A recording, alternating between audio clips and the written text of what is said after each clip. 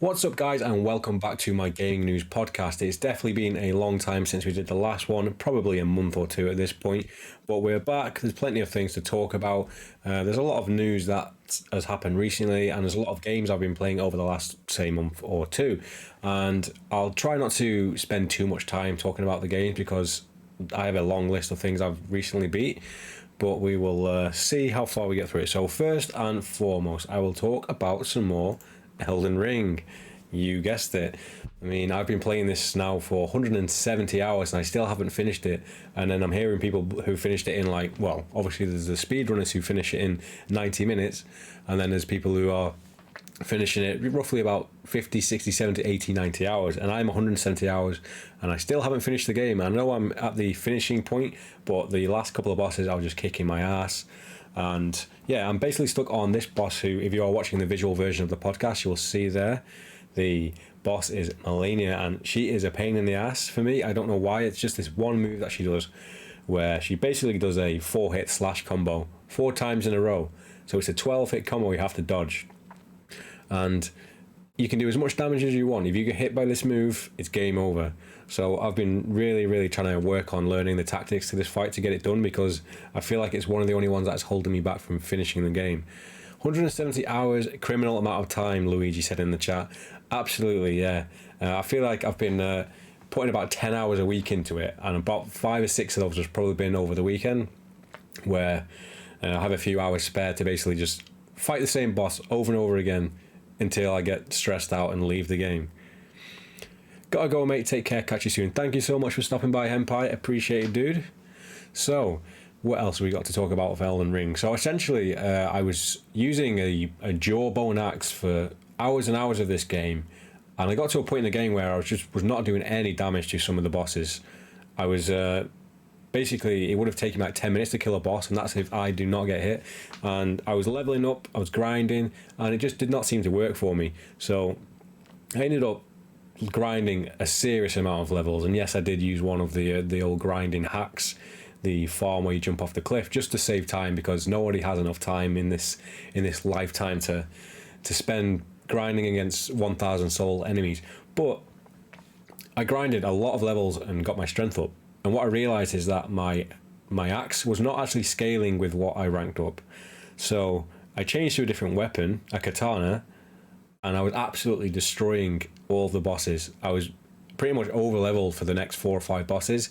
So as soon as I went with the katana, it was on easy street until now.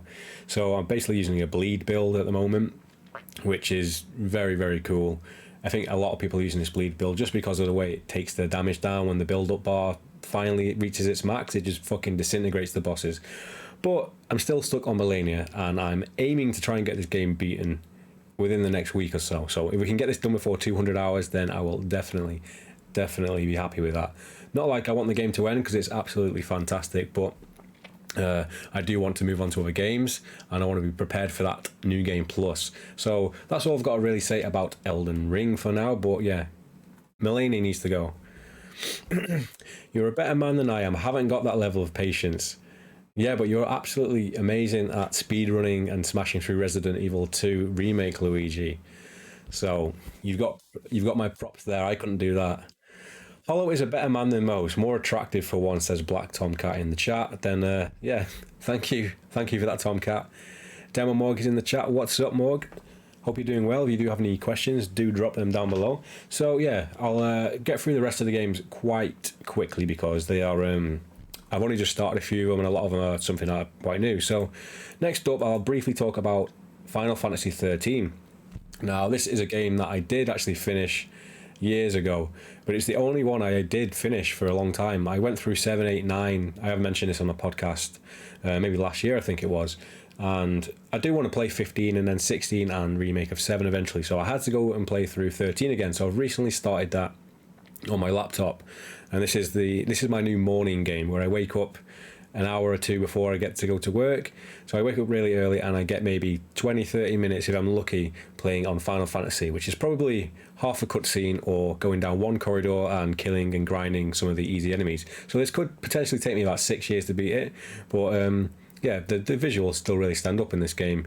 It's a surprise that we haven't seen a remaster of this one. I know it's not the most acclaimed in the franchise. I know this one doesn't have that many fans, but it's a stunning game, and I'm willing to go through this trilogy and hopefully get up to date in time for more of remake of 7 and for 16. So that's that one. Next up is a game that I bought just a few days ago on its release, and if you know me, you know I love horror. I play a lot of horror games and I love horror movies, so if we get Evil Dead the game, it's a mixture of both of those worlds. I love these franchise sort of games. I was a huge fan of the Friday the 13th game when it came out. There's just something about these games and the franchises with the licenses where they put so much detail into making them authentic to the license, and this is definitely another one of them. And I've been having a great time playing this. It is a asymmetric game where you either play as survivors such as Ash or some of the other characters from the movie franchise and the TV series, or you get to play as a demon where you can go around possessing trees and possessing cars and trapping people and setting like severed hand traps. There's so many different ways you can possess things in the game. I've primarily been playing this as a survivor because I just find it more fun to play as Ash or someone with a chainsaw or an axe just chopping up deadites. But I'm absolutely having a blast with it. I know it might not last forever because you know these type of games. Hopefully there's a big roadmap for it. That's all I say, because I know there's only a couple of game modes at this point and they all basically are the same thing. So once you've done it once, you kind of know the layout of the rest of the game. There are single player missions in the game, more like tutorials, which I've not tried yet, but hopefully they're going to be adding some more game modes to this, because I definitely feel like there's a lot they can do with the Evil Dead franchise. But so far I'm having a blast with this game and I can't wait to play some more of it. So what are your thoughts on the amount of horror multiplayers that have been made available over the last few years? I mean, I can't really complain. Anytime there's a new horror game coming out, single player or multiplayer, I'm always going to be more intrigued and more excited about that than like something else. Like your big titles like Red Dead Redemption and God of War, I'll definitely be really excited for stuff like that. But for your more middle of the road games, if they're horror, I'm going to be more excited just because that's my personal preference. But it's crazy to see how many multiplayer, especially these asymmetrical ones that are coming out, and I'm finding like these big communities like Dead by Daylight obviously has a huge community on like Twitch and live streaming stuff, and I think it's a good thing because it gets more people into horror. You see a lot more people who are finding these franchises through games like this and may have never ever seen them before, and then becoming a huge fan of Friday the 13th and Jason Voorhees and Evil Dead and all these things, which can only really be a good thing, I guess. There's no negatives to people finding something which I adore, so it's good. I'm just hoping that a lot of these games keep up with the quality, because when it comes to games like this, Evil Dead and Friday the 13th and Dead by Daylight, they seem to not have a huge amount of longevity besides the base game and the community. I feel like the community is what makes these games stay relevant. I know that you, Luigi, played a lot of, was it RE-verse? I only ever played that once or twice, and I kind of wish I actually played it more, because I do like those type of games, and it definitely had its own small community. But I'm always there for more horror franchises, whether it be multiplayer or single player. In fact, I had an idea when Friday the 13th came out. I was going to do a YouTube video about games that I would like to see in this genre with other movie franchises, and Evil Dead was one of them. And I was saying there should be a game based on The Thing, where one person is the creature taking over bodies and the people, and I think they could do a really good job with that. So if you're listening, maybe in a couple of years after they've wiped out all the content for this game, they get working on The Thing, the game, a new one. I've been obsessed with Evil Dead lately. When you get a full team and grind out matches, it's so fun. Yeah, that's the thing. If you've got a good team, it's really fun. Sometimes it can be frustrating if you've got a team that has no idea what they're doing and they all just go out into the woods and die. It can be frustrating. But we played a match last night, and we got to the end part of the game where you have to defend the book, basically. And 3 of us were dead, and this one guy was just holding the whole team together, and he had all 3 of our souls, basically, and he was just about to die, and he just about killed like the last zombie who was there and managed to bring all of our souls back and revived us, and then we all just destroyed like all of the enemies together, and it was like the biggest comeback in the world, but it was just like so satisfying. Who do you main in Evil Dead at the moment? Well, when it's available, I've actually been playing as Evil Dead 1 Ash, because that's just the first one I tried out. I mean, I want to get a decent amount of rank in it before I move on to the other characters, but the only two characters I have played so far is Evil Dead 1 Ash and Evil Dead 2 Ash. So I will eventually play all of these characters.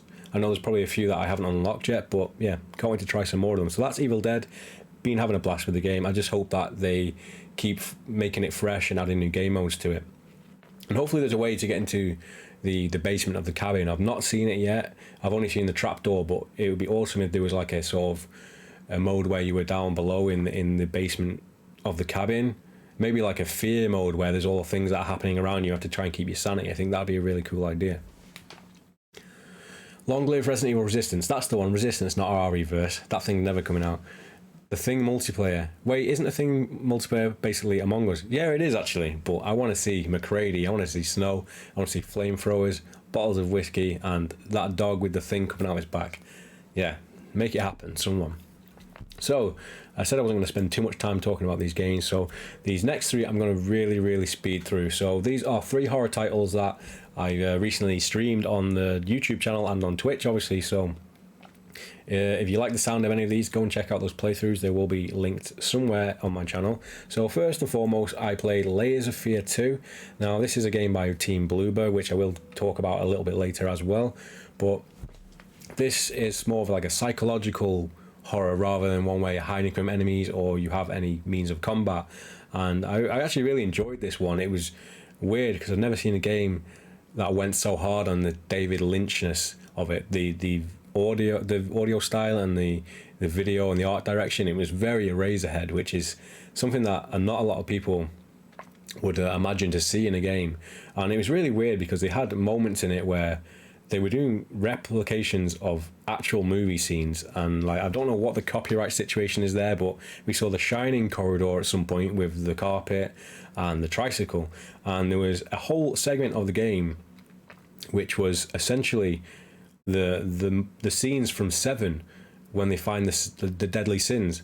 There was one with all of the air fresheners and a body tied to a table. There was the gluttony one.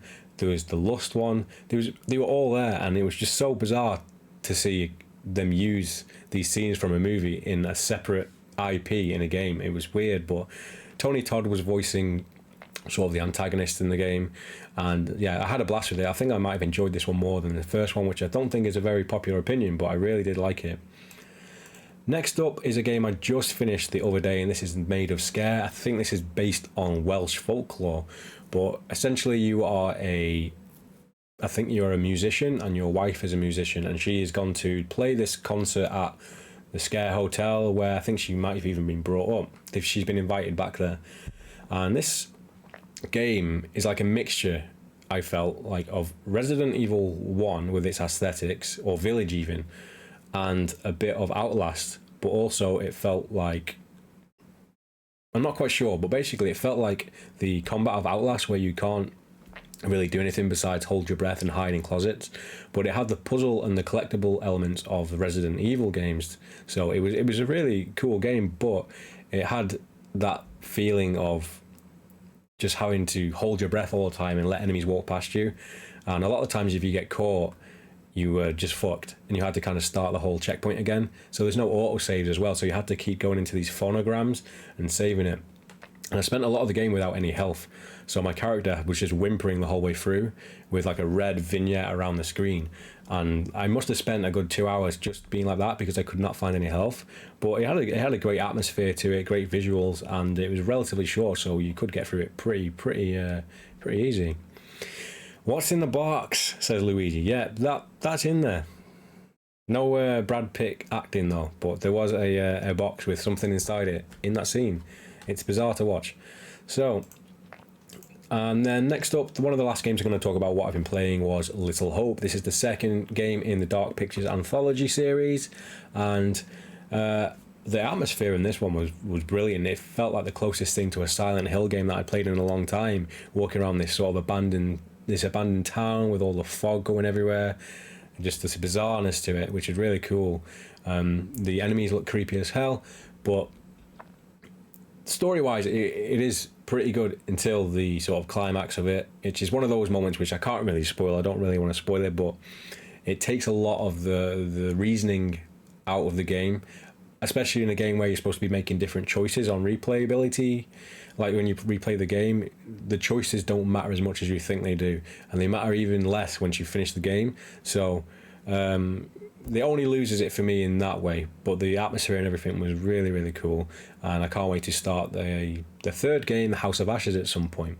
So let's get on to some of the news. I'm going to start with the bigger news right now. So PlayStation has just announced a lot of the lineup for its launch for the new PlayStation Plus platform, which is PlayStation Plus Essential, Extra, and Premium.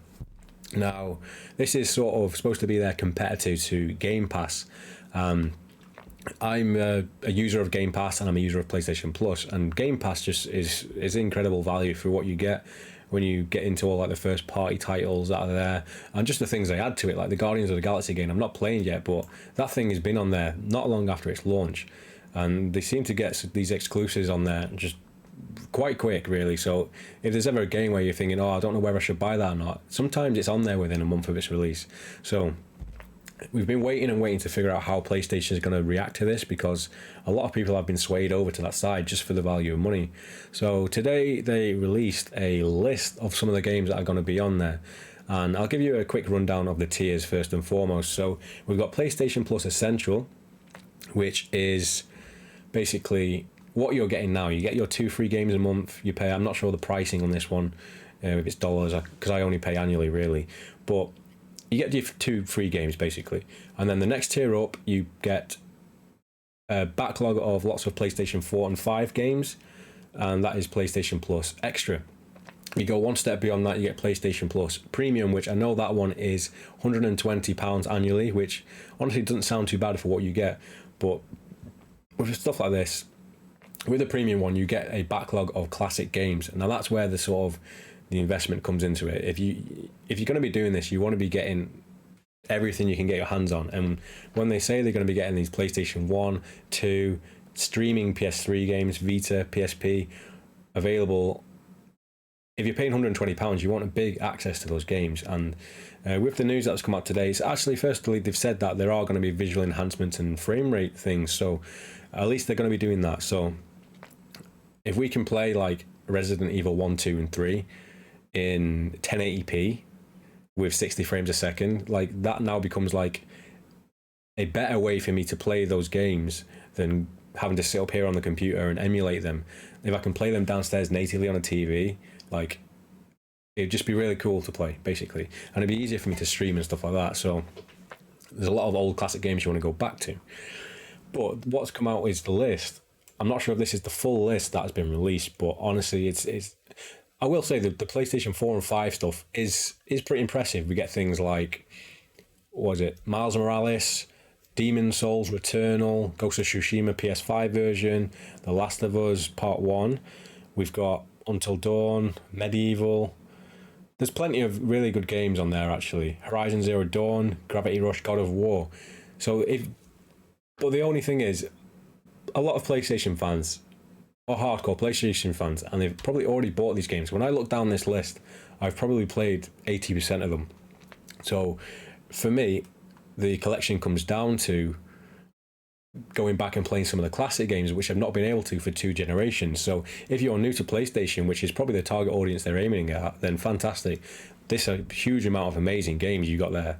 But for people like me who've played a lot of these titles, and the hardcore PlayStation applies as exclusives pretty much day one a lot of the time, we've already been there, if you know what I mean.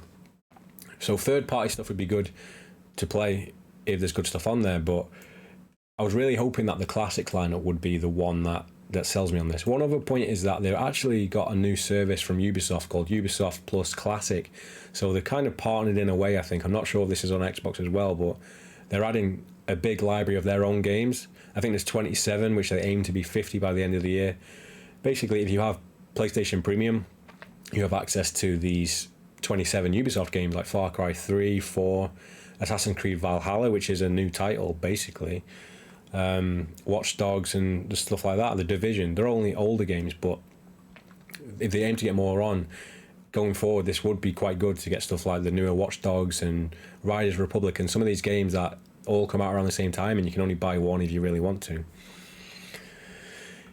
The value is insane. It's worth it for the PS5 lineup. Yeah, the value for the PlayStation 5 stuff is actually really good, because you're talking £70 if you want to buy Returnal. You're getting 4 games at £70 for £120 a year. So if you are someone who hasn't bought these games, then it's fantastic. But for me, I'm getting it for the Classics collection. So if they want to sway people away from Xbox, they're going to be doing a really good job of it, because there's so many different PlayStation exclusives that aren't on this list yet, which will come soon, and that's going to be great. They have Death Stranding on there as well, I think.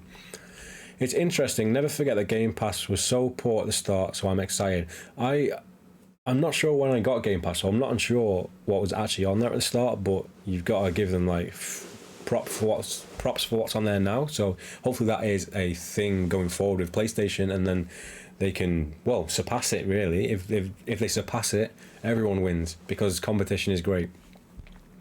Reckon it's still that purge on physical media.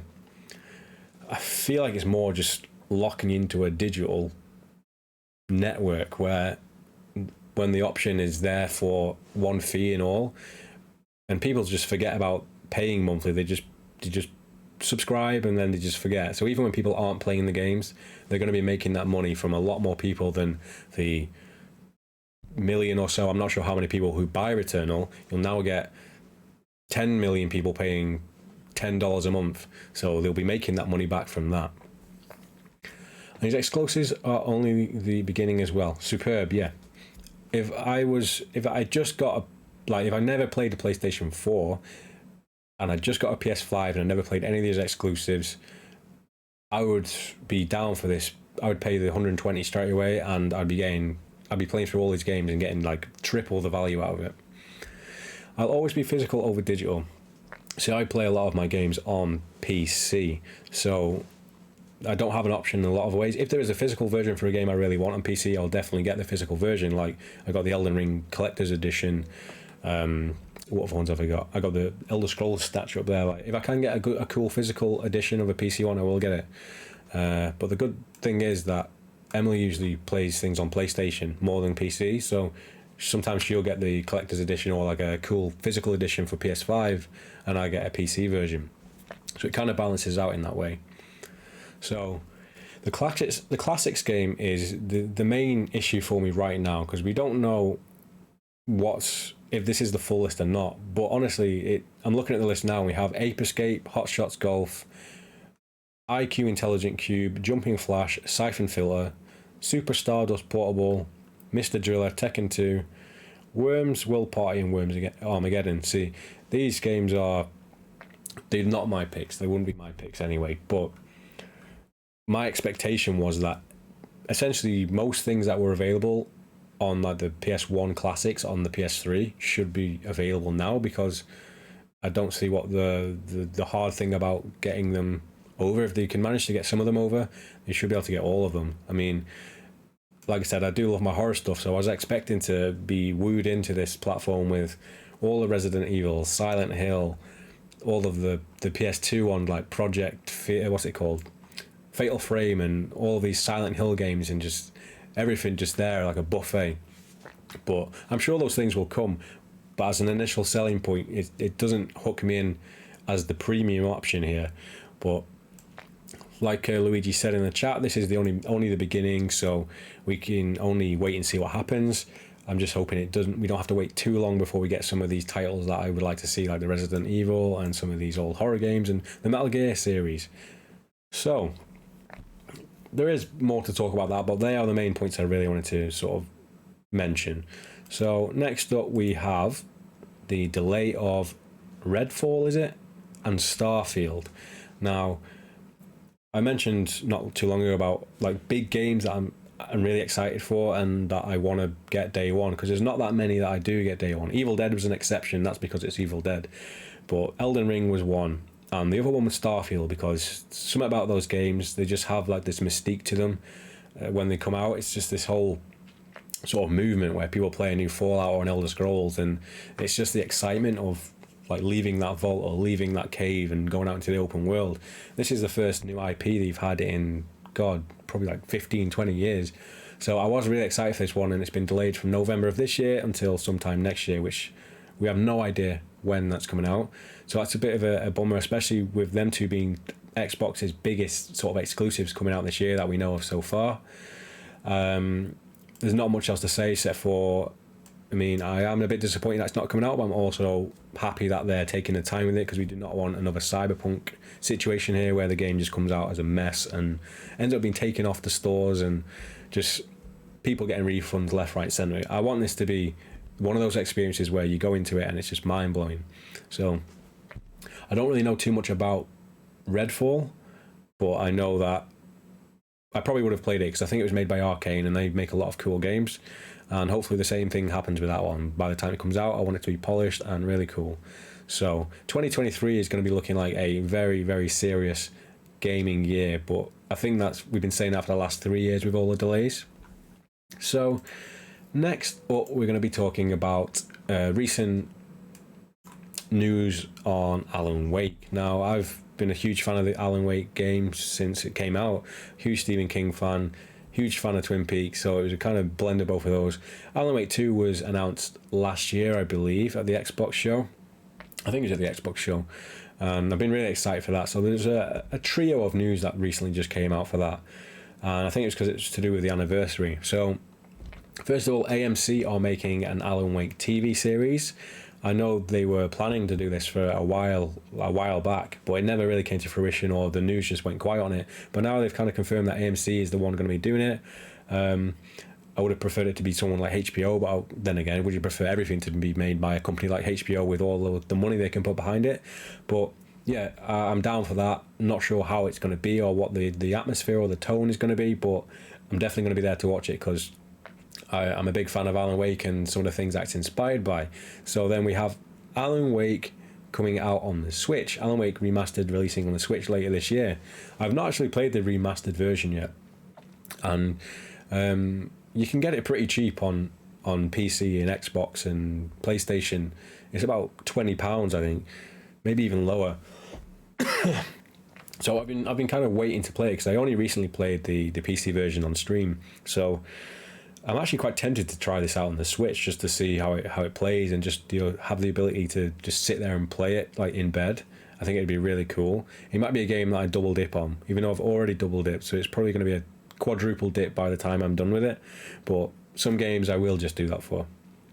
And then the last bit of news for that is they obviously had an event releasing this information, and they also talked about Alan Wake 2. I didn't actually read it. I didn't actually watch the video because I was in work when I saw it, but I know they've released some concept art for it, and this is one you're looking at right now if you're watching the visual version of this podcast, and it's a really like gloomy looking power station with a water tower or something like that, and you can see Alan there just walking towards it. It's got his long hair from the first trailer we saw. But one of the images that really struck me as being more horror than the last one is this image of it looks like sort of like an old lady, and there's just all these red blood colours everywhere, and it looks a lot like something you might see in Control with a colour palette, and it just really gave me the sense that they're going full on horror in this Alan Wake sequel, and they've actually said that as well, like it's going to be more of a survival horror. So that got me excited for that because Alan Wake is awesome. Alan Wake with more horror, even more awesome. Still no release date for that, but yeah, it's good to see some new concept art and see a bit of the vibe that they're going with. Okay, so this one. Hopefully my sepia filter on this image has evaded copyright, but there's been recent rumours and leaks and all these things about the new Silent Hill game. Now, I think was it Dusk Golem, the guy who normally does survival horror leaks and things on Twitter? He posted that there's going to be a new Silent Hill game, and these are some old sort of concept images of it. And he was actually giving like a copyright strike against this, which gives it a little bit of sort of fruition that he's actually telling the truth if these images have been taken down because of copyright. So at this moment, this could all just be bullshit. This could be fake. But we're always going to keep our hopes up for this new Silent Hill game, even if it turns out to be terrible. we got to see a new one just because Silent Hills was so prematurely cancelled for us. So some of the images we saw, it seemed like it was aiming at maybe a British location or British characters with some of the words. We saw like a girl's face who was obviously being bullied or something, and she had the word like Minga, and there's something else on the wall written. I can't remember what it said, but they were very sort of like British terms. But the image I've got here is a corridor full of letters and papers of like scribblings of sort of self-deprecating words on the wall, and down the end of the corridor you see this weird looking papered woman demon thing, and I'm really not sure if this is going to be legit or not, but I can't wait to see what reveals are coming with this, if it's true or not. There's one image which was like a house and it's full of like garbage bags. It reminded me a lot of like PT, so I'm always there for more Silent Hill, even if it turns out to be shit. I'd rather we have one and it's... No, that sounds wrong. I'd rather have one and play it and have the opportunity to see what they do with like new gen Silent Hill than never see Silent Hill again. There's also rumours now that Team Bloober is working on a Silent Hill 2 remake as well, which is something that I'm not entirely sure if that is a good thing or not. It depends on the type of remake. If it's from the ground up, then they've got a lot of big shoes to fill. But if they're kind of just remixing what's already there, making it look prettier and renewing it a bit, then yeah, go ahead, because it's worth a shot, right? Other than that, I'm not sure if this is going to be a true or not, but I feel like this is the year we're going to find out something. So hopefully Sony has a PlayStation event lined up within the next few months to align with the E3 period. So Luigi said they could do a Silent Hill game in 8-bit and fans would be over the moon. Absolutely, yeah. They could do a digital, what they called, a digital novel game, a visual novel Silent Hill game, and people would love it. And that's one of the rumours that there is, like a Telltale type Until Dawn style of Silent Hill, and I would take that as well easily. So that's all we've got for that. And last up on my news list here is the Texas Chainsaw Massacre game, which relates back to what we were talking about earlier with all these horror asymmetrical games. This one is actually made by the same people who made Friday the 13th. I think it was Gun Media. I'm not sure if they're still called that, but they recently revealed a new trailer on the day that Evil Dead dropped. I'm not sure if they're trying to steer people away from Evil Dead by seeing this or not, or if they're just making it a good horror themed day of being Friday the 13th when it released. Well, they showed off a trailer comparing scenes from the movie with gameplay. They say it was gameplay footage and how they've recreated certain scenes, and the graphics look phenomenal on it. And that's one of the things that, like I said earlier, that the attention to detail is what really sells these games. And they showed off like the swinging chair where the girl walks past. It's got a really low angle, and then they showed off obviously the infamous slam of the door and the hammer to the head scene. They showed off that in the background with all the skulls, and it looked really, really impressive. So I can't wait to see what the actual game looks like, and the models and Leatherface and what they do with it, because Leatherface is a different beast compared to Friday the 13th, whereas Jason is like his killing machine unstoppable, where he can go around just coming back from the dead and murdering all these people, all these camp counselors. But Leatherface is a human being at the end of the day, and his family aren't exactly the most physically dominating people. I can't imagine running away from the hitchhiker or the cook in this game, so it's going to be fun to see what they do with it. But that's all I've really got to talk about today. It's been a relatively long one. I mean, I fit a lot into this one podcast.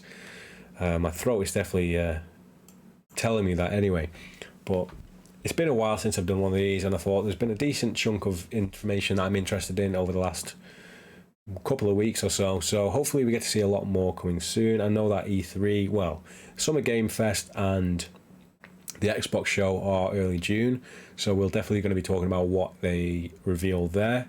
And hopefully we get to see some more cool news in the coming weeks. So I'm not sure if you'll see a new podcast next week, but you'll definitely will see one when there's enough stuff. Probably when there's not a lot of cool horror stuff being revealed.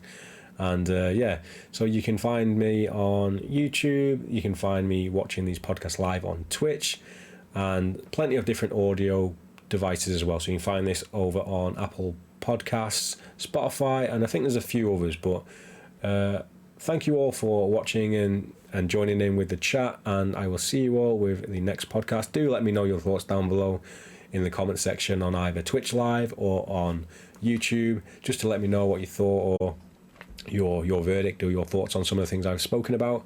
And I guess, yeah, I'll see you in the next one. So thank you all, and see you again.